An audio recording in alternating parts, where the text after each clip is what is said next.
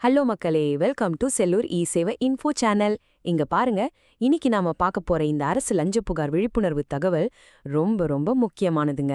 நாங்க உங்களுக்காக இதே மாதிரி நிறைய யூஸ்ஃபுல் தகவல்கள் தொடர்ந்து சொல்லிக்கொண்டே இருப்போம். அதனால நம்ம பேஜை ஃபாலோ பண்ணிட்டு பார்த்தீங்கன்னா உங்களுக்கு கண்டிப்பா ரொம்ப ஹெல்ப் ஆகும். உள்ள போறதுக்கு முன்னாடி கொஞ்சம் நம்ம செல்லூர் இ சேவா இன்ஃபோ சேனலை சப்ஸ்கிரைப் பண்ணுங்க நண்பா. அப்பதான் நம்ம போடுற ரொம்ப யூஸ்ஃபுல்லான விஷயங்கள் உங்களுக்கு உடனே நோட்டிஃபிகேஷன்ல கிடைக்கும். எங்களுக்கும் அது கொஞ்சம் ஹெல்ப்பா இருக்கும். சரி, இன்னைக்கு நாம் என்னென்ன பார்க்க போறோம்னா, லஞ்சம்னா என்ன, ஆதாரங்களை எப்படி சேகரிக்கிறது, எப்படி புகார் கொடுக்கறது, அப்புறம் புகார் கொடுத்தா என்ன நடக்கும், கடைசியா ஒரு சின்ன அவேர்னஸ் குவிஸ். இதான் இன்னைக்கு நம்ம தெளிவா பார்க்க போறோம். தமிழகத்துல யாராவது அரசு அதிகாரி உங்ககிட்ட லஞ்சம் கேட்டா தயவு செஞ்சு பயப்படவே வேண்டாம். ஏன்னா சட்டப்படி லஞ்சம் வாங்குவதும் குற்றம், லஞ்சம் கொடுப்பதும் குற்றம். இத நாம எப்பவும் மனசுல ஸ்ட்ராங்கா வச்சுக்கணும். பகுதி 1, லஞ்சம் ஒரு கிரிமினல் குற்றம். நம்ம அன்றாட வாழ்க்கையில அரசு அலுவலகங்கள்ல சாதாரணமா எந்தெந்த இடத்துல இந்த லஞ்சம் கேட்கப்படுதுன்னு இப்ப பார்க்கலாம்.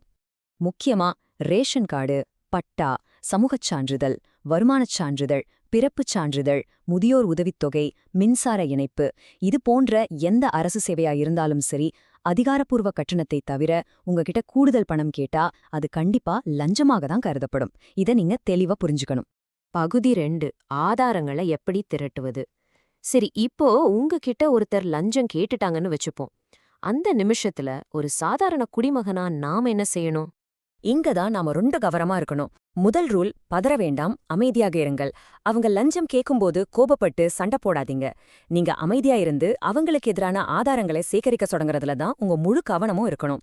தகவல் சேகரிப்பு, அப்புறம் ஆதாரம், அதுக்கப்புறம்தான் புகார். இதுதான் சரியான முறை. நீங்க புகார் அனுப்பும்போது சில விஷயங்களை தெளிவா நோட் பண்ணிக்கணும். அந்த அதிகாரியின் பெயர், அலுவலகம், எவ்வளவு பணம் கேட்டார்கள், எந்த தேதியில எந்த நேரத்துல கேட்டார்கள் போன்ற விவரங்களை தெளிவாக குறிப்பிட வேண்டும். அது மட்டும் இல்லாம உங்களிடம் ஆடியோ, வீடியோ, ஸ்கிரீன்ஷாட் அல்லது வேறு ஏதும் ஆதாரம் இருந்தா அதையும் பத்திரமா வச்சுக்கோங்க. அதையும் இணைத்து அனுப்பலாம். இதெல்லாம் உங்க புகாரை ரொம்ப ஸ்ட்ராங்கா ஆக்கும். பகுதி 3, புகார் அளிக்கும் முறைகள். சரி, இப்போ உங்ககிட்ட தேவையான ஆதாரங்கள் எல்லாம் தயாரா இருக்கு. இதை நாம பாதுகாப்பா எங்க கொடுக்கணும், எப்படி கொடுக்கணும்னு பார்க்கலாம். இந்த புகார்களை நாம விஜிலன்ஸ் அண்ட் ஆன்டி கரப்ஷன் துறைக்கு ரொம்ப சுலபமா அளிக்கலாம். இப்ப எல்லார் கையிலயும் ஸ்மார்ட் போன் இருக்கு இல்லையா? சோ உடனே உங்க போன்ல சேவ் பண்ணிக்க வேண்டிய வாட்ஸ்அப் கம்ப்ளைண்ட் நம்பர் இதுதான், 9498180936. இந்த நம்பரை மறக்காம இப்பவே சேவ் பண்ணி வச்சுக்கோங்க. வாட்ஸ்அப் மட்டும் இல்லாம நீங்க வீட்ல இருந்தபடியே புகார் கொடுக்க வேறு வழிகளும் இருக்கு. தொலைபேசி மூலமாகவும், மின்னஞ்சல் அதாவது இமெயில் மூலமாகவும், அல்லது பதிவஞ்சல் மற்றும் குரியர் மூலமாகவும் உங்க புகாரை டிபிஏசி அமைப்புக்கு பாதுகாப்பா அனுப்பலாம். இந்த மாதிரி சரியான ஆதாரங்களுடன் அனுப்புனா அவங்க எடுக்கிற நடவடிக்கை ரொம்பவே வேகம். போட்டோ ஃப்ரேம் வேணுமா? 3+1 காம்போ ஆஃபர் வெறும் 15 நிமிடத்துல ரெடி. வாட்ஸ்அப்ல போட்டோ அனுப்புங்க. செல்லூர் இ சேவை மையம் மட்டும். இந்த வீடியோ பார்த்ததுக்கு நன்றி. வீடியோ பிடிச்சிருந்தால் லைக் பண்ணுங்க, நண்பர்களுக்கும் ஷேர் பண்ணுங்க.